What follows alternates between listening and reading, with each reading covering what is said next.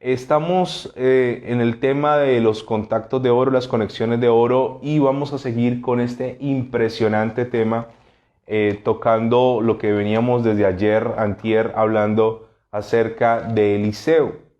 Recuerde que un contacto de oro tiene unas características. Permítame leerle algunas cosas de un contacto de oro. Un contacto de oro puede aparecer en un tiempo de crisis, puede llegar en un tiempo de crisis. Un contacto de oro puede parecer en algún momento que tiene falta de compasión hacia ti.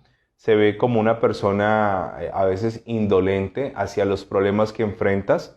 Eso pasa a veces. Un contacto de oro te va a proveer una salida. Necesitas algo para salir adelante. Un contacto de oro es una persona que trae la unción para desatar milagros en tu vida. Eso es un contacto de oro. Un contacto de oro ve el futuro diferente a como tú lo ves. Así ve tu contacto de oro, lo ve diferente, no lo ve como tú lo ves. Un contacto de oro también es una persona que conoce el dolor, conoce la pérdida, pero su trabajo no es patrocinarte el dolor, aumentarte el dolor, sino sacarte a la libertad. ¿Cuánta gente atesora el dolor? ¿Cuánta gente ha sufrido en la vida? Y yo quiero decirlo de manera respetuosa, puede que usted haya sufrido mucho en la vida. Uno escucha tantos casos de dolor, de sufrimiento. Uno escucha que a este le hicieron, que a este lo abandonaron, que a este lo regalaron, que al otro lo vendieron, que al otro le aplicaban energía y lo torturaban sus papás. Bueno, yo he escuchado tantas cosas que realmente uno dice, este ha sufrido, pero este ha sufrido más, pero llega otro que sufre más. Y siempre en una escala hay gente que va a sufrir o ha sufrido más que uno. Pero el punto aquí está en no aferrarnos al dolor. Quiero decirle, no se aferre al dolor, no sufra más por algo que ya no se puede cambiar. Y el contacto de oro será esa persona que Dios trae, vuelvo a repetirte, puede parecer indiferente. Un contacto de oro puede parecer que no tiene compasión por tus problemas, por lo que enfrentas. Un contacto de oro es una persona que te confronta con tu propio dolor. Un contacto de oro es una persona que, aunque ha tenido dolor y dificultades, vino para ayudarte a ser libre. Él ya vivió cosas, él ya pasó cosas y ahora tiene esa unción liberadora. Un contacto de oro también puede venir en un momento de crisis, y aquí nos encontramos con esta historia de Eliseo y la tsunamita. La tsunamita está atravesando una crisis, y vamos a ir a 2 de Reyes capítulo 4 y vamos a ver desde el versículo 20. 2 de Reyes capítulo 4 versículo 20. ¿Cuál es la crisis aquí? Pues la tsunamita, Dios le otorga un milagro, un hijo, y ese hijo acaba de morir en sus brazos. Qué experiencia más dolorosa, qué experiencia más triste para esta mujer, tener en sus brazos un niño. El niño se quejaba de un dolor de cabeza y finalmente muere. Dice el versículo 20, y habiéndole él tomado y traído a su madre, estuvo sentado en sus rodillas hasta el mediodía y murió. El niño acaba de morir. Ahora, ella entonces subió y lo puso sobre la cama del varón de Dios, y cerrando la puerta, se salió. ¿Qué hizo ella? Recuerde que cuando hay una crisis, lo que el enemigo va a provocar es que apenas haya una crisis, nuestra boca comience a declarar cosas. Nuestra boca comience a decir cosas que no son.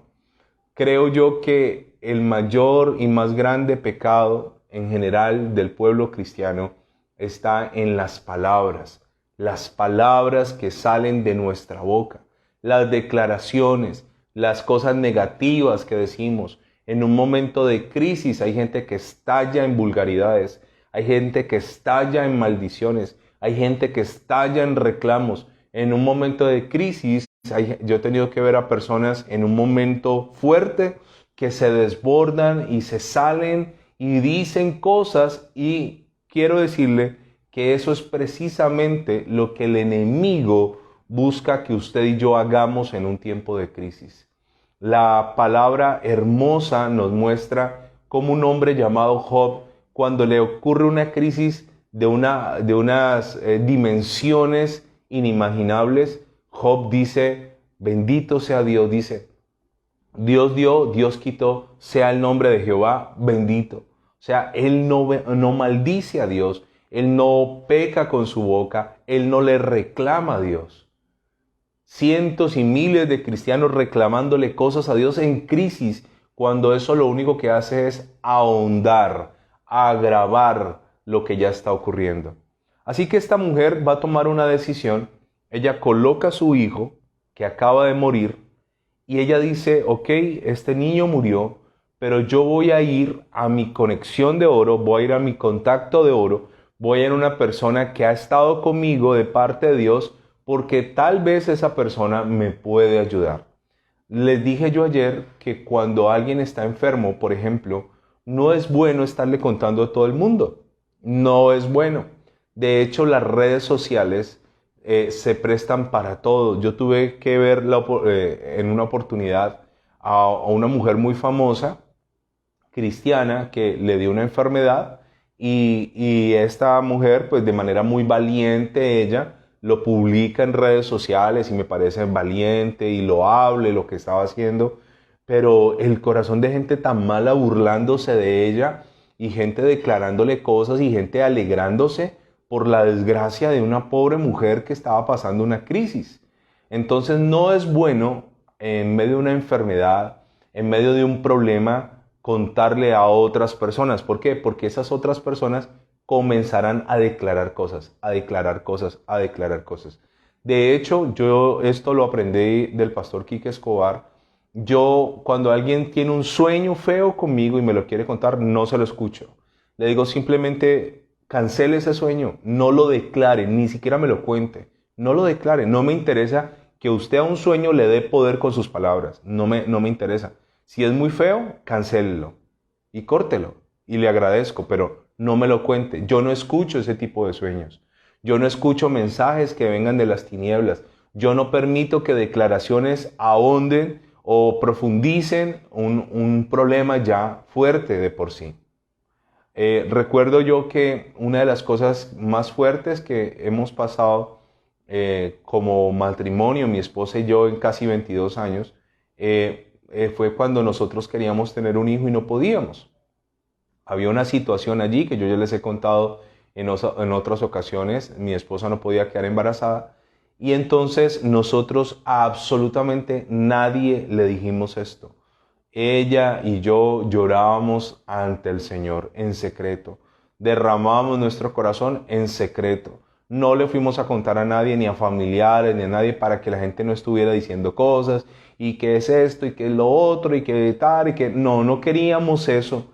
Y yo le quiero aconsejar que en medio de una enfermedad, en medio de una crisis, en medio de una quiebra, en medio de un problema lo suficientemente grave, guarda silencio. Es muy complejo cuando las personas comienzan a hablar y hablar y hablar y todo el mundo opina y todo el mundo dice. Hay personas que son sabias a la hora de hablar, hay personas que declararán bendición y vida, pero hay personas que declararán ¿qué? Muerte. Entonces no necesitamos declarar más muerte sobre algo que ya está bien complejo. ¿Qué hace esta mujer? Entonces ella subió, puso el niño sobre la cama del varón y se fue. Y dice, llamando luego a su marido, le dijo, te ruego que envíes conmigo a alguno de los criados y una de las asnas para que yo vaya corriendo al varón de Dios y regrese. Me gusta mucho esto. Ella pide un asna porque va a ir lejos. Ella no está cerca a él. El varón de Dios está en el monte Carmelo y ella debe desplazarse. Ella es de Sunem, debe ir hasta donde está el varón de Dios y necesita un transporte. Y le dice, vaya corriendo. Y el marido le pregunta, ¿para qué has de verle hoy? No es luna nueva ni día de reposo. Y ella respondió, paz. Ella ni siquiera a su esposo le cuenta que el niño ha muerto. No porque sea una mujer con secretos. Hemos visto que la tsunamita es una mujer muy sabia, muy espiritual, sino que ella no encuentra seguramente en ese marido un hombre espiritual. A veces yo veo con frecuencia también parejas que son no tan parejas, son más bien disparejas, porque ella es muy espiritual y él es muy carnal, o viceversa. Entonces, ¿qué ocurre? Si tú estás casado o casada con una persona que no es tan espiritual y tú le cuentas un proyecto, seguramente esa persona no lo va a entender. Seguramente esa persona te va a desanimar, seguramente esa persona te va a retener, seguramente esa persona no te va a permitir desarrollar una idea que vino de parte del Señor. Recuerdo un pastor que conocimos de Estados Unidos que una vez el Señor le habló de colocar una congregación. Durante el periodo que él habló con Dios, el Señor le dijo, esa congregación va a estar abierta 24 horas, 7 días a la semana, y todos los días y en todas las horas va a haber alabanza. Recuerde que el que hizo esto fue David. David por años estableció un tabernáculo y estableció un lugar de adoración sin interrupciones por años y años y años y años y años. Y entonces los levitas trabajaban por horarios, iban, adoraban, servían, los cantores, los músicos, los salmistas, entraban por turnos y Dios le habló a ese pastor de hacerlo. Entonces cuando él tiene esta situación, él le dice a su esposa y su esposa le dice, pero ¿cómo vamos a hacer esto? Ella todavía no entendía. Así que allá en Estados Unidos ya hay otro hombre que hace años lo ha estipulado, lo está haciendo, y él toma a su esposa, viajan hasta allá y ven lo que para ellos apenas es un proyecto, lo ven una realidad. Y comenzó cubriendo un día a la semana, un solo día. Entonces, todo el día, 24 horas, ¿cuál es una idea extraordinaria? Tener un templo abierto donde la gente, ay, que es que yo no puedo dormir, son las 2 de la mañana. Voy a la iglesia está abierta y puedo orar a las 2 de la mañana, puedo orar a las 3 de la mañana. Obviamente eso se hace en Estados Unidos, pues bajo otras condiciones de seguridad, otro estilo de vida, ¿no? Aquí en Colombia no se podría con facilidad hacer una cosa de esas. Y este hombre mete a su mujer en el río de la visión de lo que Dios le ha dado y ella termina apoyándolo, pero en un principio él mismo cuenta que la mayor oposición la tuvo de su esposa. ¿Cómo vamos a tener una iglesia abierta todo el día? ¿Quién va a estar allá? ¿Quién va a cantar todo el tiempo? ¿Quién va a adorar? Necesitamos muchísima gente. Y hoy por hoy, ya han pasado ya varios años, no tienen cubierto los 7 días, pero ya tienen varios días cubiertos 24 horas. Y eso es maravilloso. Entonces hay cosas que Dios te mostrará a ti que no necesariamente, aunque sea tu esposo o tu esposa, lo van a entender. No necesariamente. Ahora, ella pide autorización a su esposo y arranca. Dice el versículo 24. Después hizo en alabaldar el asna y dijo al criado, mire la instrucción, guía y anda y no me hagas detener en el camino, sino cuando yo te lo dijere. Entonces, ¿qué le dice ella al criado? Hágale y no me haga parar. No me haga parar. Característica de un problema. Los problemas tienen una característica y es que son como algo que va devorando rápidamente. Entonces los problemas hay que atacarlos rápido. Ella, el niño ha muerto, ella va a hablar con su marido, ponen todo lo que el asno necesita, me imagino yo que el tapete, la silla, todo lo que el asno necesita y le dice al criado, arranque y no me haga parar. No me pida que pare hasta que yo le diga. No vamos a parar, no vamos a parar a tomar agua, no vamos a parar al baño, no vamos a parar, vamos a hacerle. O sea, es una mujer diligente. ¿Qué ocurre muchas veces con los problemas? No somos diligentes. Entonces hay un problema, lo posponemos, mañana lo arreglo, mañana hablo, mañana lo digo, mañana lo expreso, mañana voy y saco la cita, mañana voy y hago las paces, mañana hablo con ese hijo que está rebelde, mañana. Y recuerde que cuando un problema no se atiende a tiempo, se desborda, se sale de su cauce, se pierde el control del mismo. Entonces, por ejemplo, ¿qué estamos viendo nosotros en nuestro país con el tema de invierno? Nosotros sabemos en este país que la cultura de nosotros los colombianos no es una cultura de prevención. Nosotros no prevenimos que ocurran las cosas, sino es una cultura de reparación, una cultura de reaccionar. Entonces, todo el mundo sabe en este momento que cuando llueve demasiado, los ríos se desbordan. Sin embargo, la gente construye casas cerca a los ríos. Y esto es cuestión no solo de la gente que no tiene dónde hacer una casa, sino es un tema del gobierno, es un tema de planeación nacional, es un tema el Ministerio de Vivienda, es un tema mucho más complejo. Entonces, finalmente viene el río, se lleva a la gente, se lleva a sus enseres, los deja sin nada, y es mucho más tremendo y más costoso reparar que prevenir. Así que esta mujer, ella no va a perder el tiempo, ya no va a decir, ah, pues el niño está muerto, entonces mañana de pronto viene el profeta o de pronto pasa. No, ella dice, voy a ir rápido, voy a ir. Y una vez más dice el versículo 25, partió pues y vino el varón de Dios al monte Carmelo. Présteme muchísima atención. Y cuando el varón de Dios la vio de lejos, o sea, el varón de Dios está a una distancia del camino, y él la reconoce, dice, dijo a su criado Jesse, he aquí la tsunamita. Ahora, mire lo que ocurre.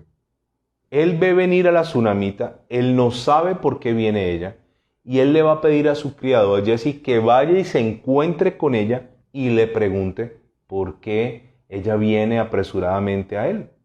Y dice el versículo 26, te ruego que vayas ahora corriendo a recibirla y le digas, ¿te va bien a ti? Primera pregunta. ¿Le va bien a tu marido? Segunda pregunta. ¿Y a tu hijo? Tercera pregunta.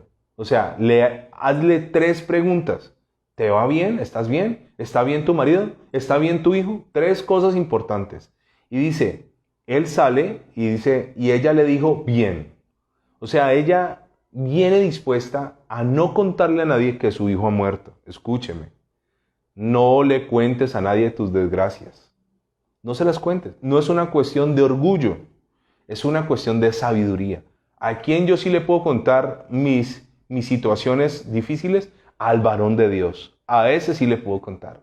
A mi contacto de oro. A ese sí le puedo contar. No a todo el mundo. Ay, hermanita, ayúdame a orar porque esto. Y la hermanita ni ora ni nada, es una chismosa. Le alegra que te esté yendo mal, le cuenta a sus hijos, etc. No le cuentes a todo el mundo. Ahora, ella está abrumada, ella está muy mal y ella le preguntan, ¿está bien todo? Y ella dice, bien. Entonces es muy extraño esto. Luego dice, luego que llegó a donde estaba el varón de Dios en el monte, dice, se asió de sus pies y se acercó Jesse para quitarla. ¿Qué hizo ella? Cuando ve al hombre de Dios, ella se tira en el piso, se agarra del hombre de Dios y Jesse la va a quitar. Pero aquí es lo importante de tener ese contacto de oro. Ese contacto de oro le dice, no hagas eso, Jesse, no la quites. Dice ahí mismo el versículo 27, y se acercó Jesse para quitarla, pero el varón de Dios le dijo, déjala, porque su alma está en amargura. Permítame, estamos estudiando y quiero que no tenga afán. Su alma, ¿qué es el alma? Su intelecto, su voluntad, sus emociones. El varón de Dios reconoce que su alma está intoxicada. Reconoce que su alma está amargada, porque algo ha ocurrido. Él no sabe qué es. Le dice, déjala porque su alma está en amargura. Y dice, y este versículo es muy poderoso, dice, y Jehová me ha encubierto el motivo y no me lo ha revelado. Muy bien, utilizamos 2 palabras aquí, encubierto y revelado. Las cosas secretas pertenecen a Dios, dice la Biblia. Dios no me mostrará a mí todo. Dios no nos revelará todo. Hay cosas que Dios a nosotros no nos dirá nunca o no nos dirá en su momento. Por ejemplo, esto del COVID, nosotros a nivel mundial tenemos profetas reconocidos, pastores reconocidos, apóstoles reconocidos, y a nivel global, a nivel del mundo, hasta donde yo sé, perdóneme la ignorancia, no hubo alguien que dijera, yo de parte de Dios tengo una visión que este año 20 va a venir una plaga y este año necesitamos hacer esto, esto y esto y esto. Con claridad, de parte de Dios. No, hay cosas que Dios ¿qué? No nos revela. Entonces él dice, Dios no me ha revelado esto. Y eso no es un problema, escúcheme. No es un problema que Dios no me cuente todo a mí. No es un problema que a mí me pasen cosas. A veces la gente dice, ay, ¿por qué Dios no me mostró que eso me iba a pasar? ¿Y por qué Dios nunca me advirtió que eso me iba a pasar? ¿Y por qué Dios no me dijo que no me fuera por ese camino? ¿Y por qué Dios no me dijo que no tomara ese avión? O sea, hay cosas que Dios en su soberanía no nos va a mostrar. Entonces cuando Él dice, Dios no me lo ha revelado, es como los rollos de fotografía antiguos. Usted puede tener un rollo, yo podría mostrarles un rollo ahora mismo, pero aunque lo tengo, yo no sé qué está adentro, porque el rollo no ha pasado un proceso de revelado, no ha sido revelado. Entonces hay cosas que Dios, al varón de Dios, no le mostrará. No le mostrará. ¿Por qué? Porque si Dios le habla a Eliseo y le dice, mira, Dios me habló que tu hijo va a morir, pero también Dios me mostró que tu hijo va a resucitar, entonces la fe de esta mujer no crece. Ah, pues se va a morir. Ah, bueno. Entonces cuando se muera, ella no va a hacer nada. Ella va a decir, bueno, él me dijo que iba a resucitar. Y lo va a tomar desde otra óptica. A veces es necesario que nosotros tengamos que pasar por pruebas. A veces es necesario que tengamos que pasar por dificultades, por crisis. Y Dios no nos va a mostrar allí eso que nos aconteció, o que pasó, o que pasará. No, Dios no nos mostrará eso, pero seguramente Dios tiene una salida más adelante. Ahora, versículo 29. Entonces él le dijo a Jesse, me devuelvo al 28. Ahora esta mujer va a hablar. Y ella dijo, ¿a quién le va a hablar? ¿Le habló a su marido? No. ¿Le habló al criado que enabaldó el asna? No. ¿Le habló a Jesse? No. ¿A quién le va a hablar? Le va a hablar al varón de Dios. Y le dice, versículo 28, ella dijo, ¿pedí yo hijo a mi señor? ¿No dije que no te burlases de mí? Una vez más, ella saca de su corazón que ella tenía mucho miedo a ilusionarse con ser mamá y ahora, después de ser mamá, acaba de perderlo y ese miedo sigue estando allí más fuerte. Te dije que no te burlaras de mí. Te dije que no me ilusionaras. Es como estar en una pobreza total, pedirle a Dios que te prospere. Dios te dice te voy a prosperar, te prospera y luego te quiebras. Es peor. Es peor haber conocido la riqueza que nunca haberla conocido. Es peor, porque el que nunca la ha conocido se la imagina, pero el otro ya sabe cómo es. Y es peor, después de haber ascendido, de vivir en un lugar, de tener cierto estilo de vida, ahora retroceder. Pero a veces Dios hace eso. A veces es como la piedra en la honda o en la resortera que tiene que tomarse, hacerse hacia atrás, retroceder en ese caucho que se estira para avanzar más. A veces estamos en un nivel y como que Dios nos devolviera, como que Dios nos pone otra vez, aún podríamos decir que menos de lo que estábamos antes. Pero estamos seguramente, si estamos en la voluntad perfecta, no es que estemos perdiendo, es que estamos retrocediendo para tomar impulso. El claro ejemplo de esto es José en la cárcel. José está en la cárcel, cada vez peor. Primero vendido por sus hermanos, luego esclavo y ahora preso. O sea, la resortera iba para atrás, pero era para tomar impulso para llegar al trono. Ahora ella le dice a él, ¿por qué me pasa esto a mí? Te dije que no te burlases de mí. Entonces aquí hay algo muy interesante. Quiero que usted esté prestando atención a los detalles. Versículo 29. Entonces dijo él a Jesse, ¿qué le dijo Eliseo? Le dice a su siervo, ciñe tus lomos. Recuerde que lomos no son estos. Lomos es aquí en la cintura. Le dijo, amárrese la cintura, amárrese bien el traje. Y le dice, y toma mi báculo en tu mano. Y le dice, y ve, y si alguno, otra vez la instrucción, te saludare, no le respondas. Y pondrás mi báculo sobre el rostro del niño. ¿Qué es un báculo? Un báculo es un cayado. Es un palo que normalmente termina curvo arriba, un palo de madera que termina curvo, usado por los pastores cuando una oveja se les quería ir por un barranco, le enredaban en el cuello y la alaban. O si iba a caer al agua o algo. Toma mi báculo, mi cayado. Y dice, ve, y si alguien te saludare por el camino, no lo saludes, dice la palabra del Señor. Y dice, y pon mi báculo sobre el rostro del niño. Este es un milagro extraño.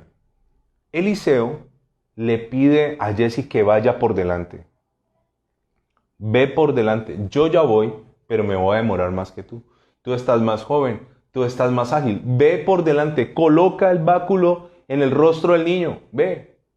Y ocurre algo bien tremendo. Y dice el versículo 30. Y dijo la mujer del niño, vive Jehová y vive tu alma, que no te dejaré.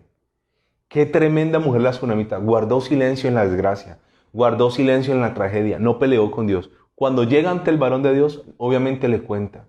Y cuando ella ve que el varón de Dios manda a Jesse y él se va a ir, ella le dice, vive Jehová y vive tu alma, eso es un juramento, ¿no? Le juró, le dijo, no te voy a dejar, no me vas a dejar acá, no, yo me voy contigo. O sea, ella se le pega a este hombre, o sea, literalmente esta mujer le dice, no te voy a abandonar, no te voy a dejar, no voy a quedarme acá, voy a irme contigo, voy a irme contigo. Entonces, versículo 31, se levantó y la siguió, y Jesse había ido delante de ellos y había puesto el báculo sobre el rostro del niño. O sea, ya Jesse llegó, hizo lo que el profeta le dijo, pero no pasó absolutamente nada. Y dice el versículo 31, sobre el rostro del niño, pero no tenía voz ni sentido. Así se había vuelto para encontrar a Eliseo y se lo declaró diciendo, el niño no despierta. Él fue, imagínense la velocidad, fue, puso el báculo, no pasó nada y se devuelve y le dice, el niño no despierta. Como estamos aprendiendo el tema de las palabras, es un juego aquí de palabras. No dice, el niño está muerto, el niño está cada vez más frío, al niño lo vi morado. No, el niño no despierta. El domingo hablábamos acerca de la muerte. Y la Biblia dice que para el que vive en Cristo, el morir es ganancia. Y el morir es comparado con dormir. Por eso el Señor Jesús dijo de Lázaro, voy a ir a despertar a Lázaro. Lázaro no estaba dormido, Lázaro estaba podrido. Sin embargo, es las palabras que se utilizan en un momento de crisis. Permítame hacer una pausa allí.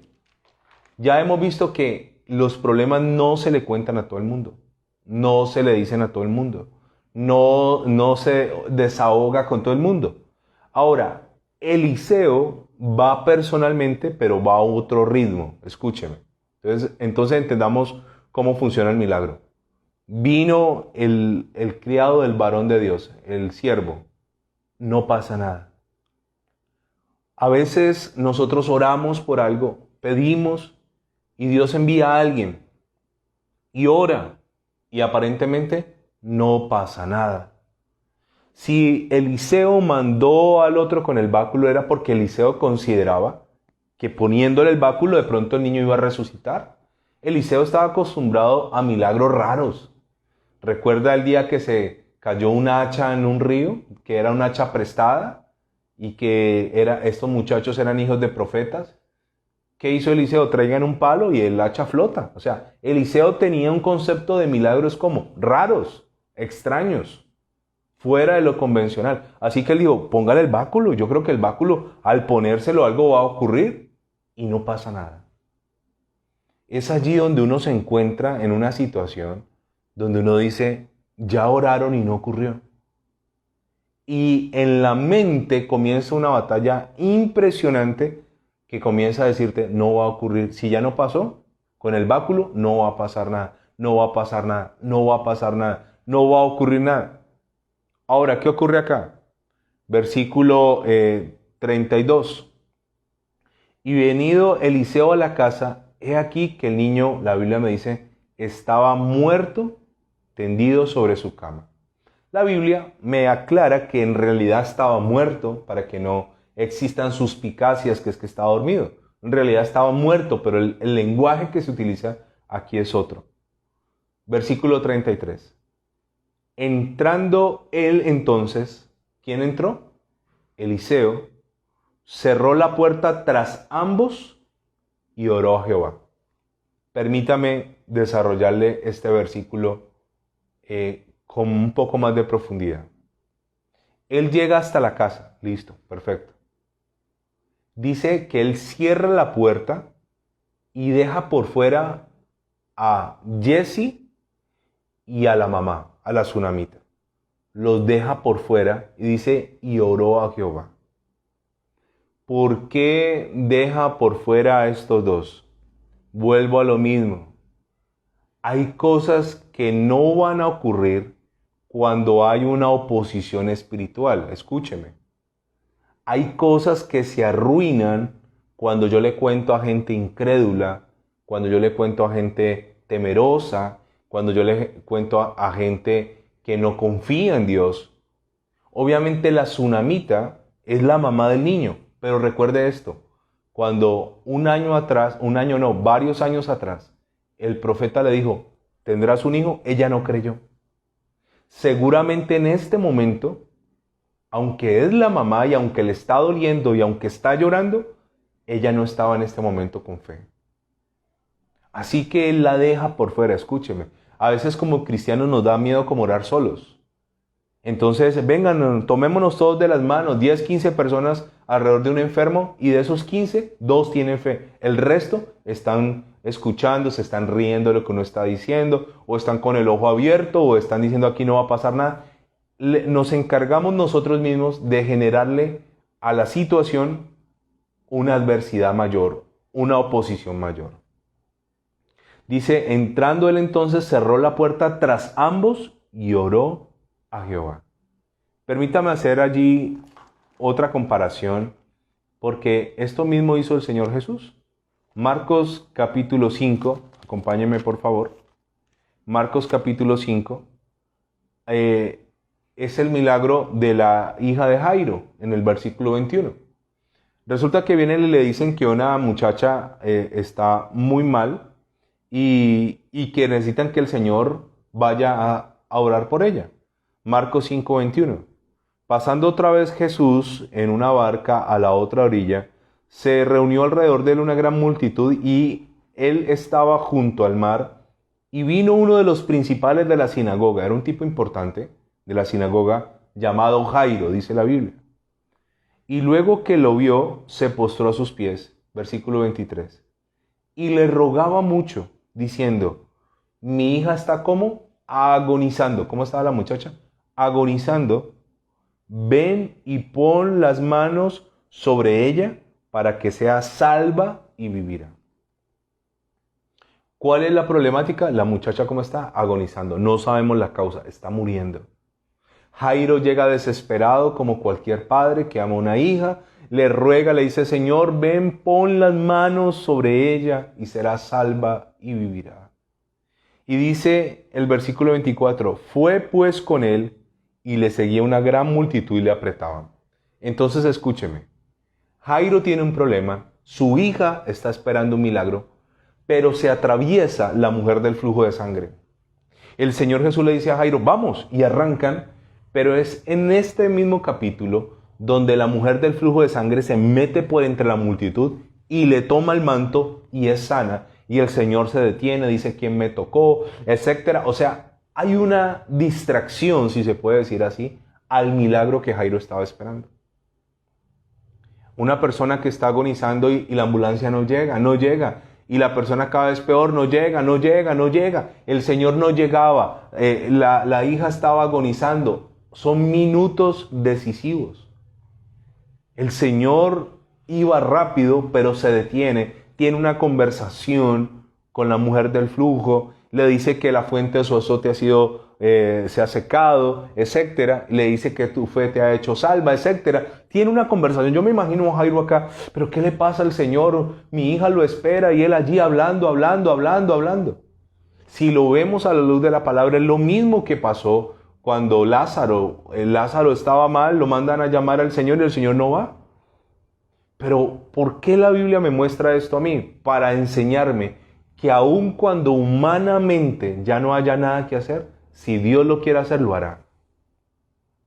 Es que este niño ha tenido este problema desde que nació y ya tiene tantos años. Pero quiero decirte que aunque ya el tiempo cronos humano haya pasado, si Dios quiere hacerlo, lo hará. Fuera del tiempo, a destiempo, ya lo hará. Ahora, listo, el Señor atiende a la mujer del flujo de sangre y sigue su camino. Y dice el versículo 34, Y él le dijo, hija, tu fe te ha hecho salva, ve en paz y queda sana de tu azote. Versículo 35. Mientras él, el Señor Jesús, aún hablaba, vinieron de la casa del principal de la sinagoga diciendo, tu hija ha muerto. ¿Para qué molestas más al maestro? O sea, en ese instante cuando él se está despidiendo de la mujer del flujo de sangre, viene un mensajero y le dice a Jairo, la hija murió. Ya no molestes más al Señor, ya murió. Imagínense cómo se sintió Jairo. Dijo, yo venía bien y se atraviesa esta otra señora. Yo venía bien y a esta otra señora justo le da por tocarle el manto y ponerle conversa al Señor y provocar que todo el mundo se detuviera y provocar. Pero ¿sabe una cosa?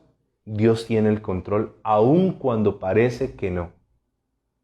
Dios tiene el control. ¿Cómo nos cuesta a nosotros los seres humanos entender eso? Dios tiene el control. Nos cuesta muchísimo, muchísimo, porque nuestra lógica a veces está peleando con nuestra fe. Y justo ahí viene alguien y dice, el Señor dice, listo Jairo, arranquemos. Y llega alguien y le dice, no vayas, ya murió. No molestes más al maestro. Entonces, ¿qué ocurre acá? Versículo 36. Pero Jesús, luego que oyó lo que se decía, dijo al principal de la sinagoga, no temas, cree solamente. Otra vez hay esos dos enemigos en mi mente. El mayor enemigo de la fe no es la incredulidad. El mayor enemigo de la fe es el temor. El temor y la fe son casi la misma cosa. La fe espera y atrae lo bueno. Y el temor espera y atrae lo malo. El enemigo de la fe no es la incredulidad, el enemigo de la fe es el temor. Y el Señor le dice a Jairo, le dice, no temas, no temas. ¿Qué siente una persona en una crisis? Temor. No temas, no temas. Y le dice, cree. No le está diciendo nada más. Cree. Lo opuesto al temor es ¿qué? La fe. Lo opuesto a la fe es el ¿qué? El temor. Es una relación allí. Vivimos en una batalla constante. ¿A cuál de los dos? Recuerde, la fe es la certeza de lo que se espera, la convicción de lo que no se ve. Certeza, convicción de lo que no veo. La fe atrae los milagros. El temor lleva en sí castigo, dice la palabra. Eso es. El que teme atrae lo malo. Entonces el Señor le dice, lo mira, Jairo, Jairo, no temas. Cree solamente. ¿Y qué ocurre acá? Entonces dice el versículo 37. Y no permitió, ahora volvemos al tema de la tsunamita. ¿Qué va a hacer el Señor a continuación? No va a dejar que nadie incrédulo siga el camino con él. Y dice, y no permitió que le siguiese nadie. Recuerde que, si lo seguimos leyendo, dice que, lo leímos anteriormente, una gran multitud le seguía. Pero el Señor se para y dice, nadie más va a seguirme. Dice, no permitió que le siguiese nadie sino Pedro, Jacobo y Juan, hermano de Jacobo. Su círculo íntimo. ¿Quiénes? Pedro, Jacobo y Juan. Pedro, que tenía tanto arrojo y tanta fe que se había tirado a caminar sobre las aguas. Juan y Jacobo, que eran los Boanerges, los hijos del trueno, que finalmente ellos se transforman en los apóstoles del amor y Juan escribe Apocalipsis. O sea, de todos los 12 y de toda la multitud le dice Pedro, Jacobo y Juan, los únicos que me van a acompañar. Y luego dice esto. Y vino a casa el principal de la sinagoga y vio el alboroto y a los que lloraban y lamentaban mucho. El Señor llega en un contexto ya de destiempo. Y la gente está llorando. Y hay gritos. Esa pena es lógico. Si bien es cierto, la muerte de una persona adulta es dolorosa, de una persona ya entrada en años es dolorosa, de las muertes más duras, como lo estamos viendo con la tsunamita, es de un niño y en este caso de una jovencita como la hija de Jairo. Y dice, y lloraban y lamentaban mucho, dice, y entrando les dijo, el Señor entra y tiene que implantar sobre un caos, tiene que implantar un orden. Tiene que llegar a implantar un orden. Cuando usted esté orando en una clínica o esté en un lugar orando por un enfermo, usted tiene que primero implantar el reino allí, porque en ese lugar seguramente se han declarado palabras de muerte, ha habido llanto, ha habido despedidas, ha habido cosas que enturbian el ambiente espiritual. Y dice, y entrando les dijo, ¿por qué alborotáis y lloráis? ¿Por qué están así descontrolados? Y le suelta esta perla, le dice, la niña no está muerta, sino duerme. ¿Qué había dicho Jesse a su señor Eliseo? El niño no despertó, está dormido. ¿Qué dijo el Señor con Lázaro? Voy a despertarlo. O sea, el Señor no está ratificando lo obvio. No está diciendo, sí está muerta, hermano. Ya la vi muerta, no. La niña no está muerta. ¿La niña qué? Duerme. Pero mire lo que es la incredulidad. Y se burlaban de él, versículo 40.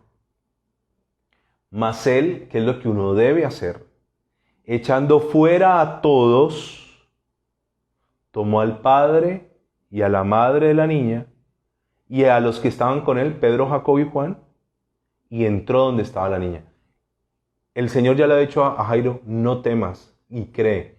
Y le permite a Jairo entrar a orar y a la esposa de Jairo entrar a orar por su niña. Porque vio en ellos una característica, fe. Casualmente cuando se va a orar por un enfermo en una clínica, primero es un proceso lograr entrar. Hay obstáculos, hay impedimentos. Llegas al cuarto, está el familiar que viene de lejos, que no se quiere ir. Está la enfermera que viene a aplicarle la inyección o lo que sea. Hermano, tenga paciencia, espera el momento y diga, por favor, necesito que se retiren. Necesito quedarme a solas. O necesito quedarme con alguien de fe. No te quedes con todo el mundo. A veces, qué oración más incómoda con una enfermera allí, aplicándole cosas, etc. Eso corta, escúcheme. Yo le estoy explicando algo que está en la Biblia. El Señor podía decir, vengan todos y observen cómo voy a orar. Pero esa gente que estaba llorando, luego se burlaron. Dijeron, este man está loco. Si nosotros la vimos morir, ahora nos va a decir que está disque dormida. Pero Él entra con los que tiene que entrar. Y luego dice el versículo 41. Y tomando la mano de la niña, recuerda que el papá le había dicho que fuera e impusiera las manos sobre ella. Eso lo leímos en el versículo 23. Mi hija está agonizando, ven y pon las manos sobre ella para que sea salva y viva. Pero el Señor la toma de la mano y dice en el versículo 41, tomándola de la mano de la niña, le dijo, Talita Kumi, que traducido es, niña, a ti te digo, levántate. Talita Kumi, niña, levántate, levántate, levántate. Bastante rara la forma de orar y la toma de la mano. Ahora, ese tomar de la mano es como cuando una persona está en una cama y le dice al otro, ayúdame a parar. Entonces lo agarra y lo va levantando. Le dice, Talita Kumi, y le hace la postura de levantarla. Y dice el versículo 42, y luego la niña se levantó y andaba, pues tenía 12 años. ¿Cuántos años tenía? 12.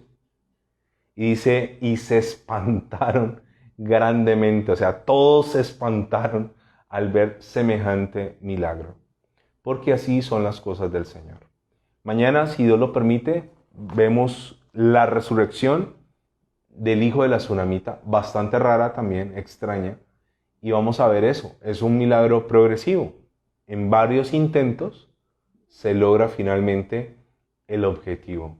Recuerda que cuando tú vayas a orar por un milagro, no te juntes con gente incrédula y con gente que vive en temor. Evita relacionarte con personas llenas de temor. El temor destruye sueños. El temor arruina milagros. La incredulidad bloquea la fe. Así que vamos a relacionarnos con gente que tenga un nivel espiritual superior. Padre, te doy gracias por tu palabra, te bendigo, te exalto y pongo delante de ti, Señor, esta enseñanza que con humildad hemos dado a esta hora de la noche. Gracias por cada uno de ellos, los que estuvieron conectados. Gracias, Señor.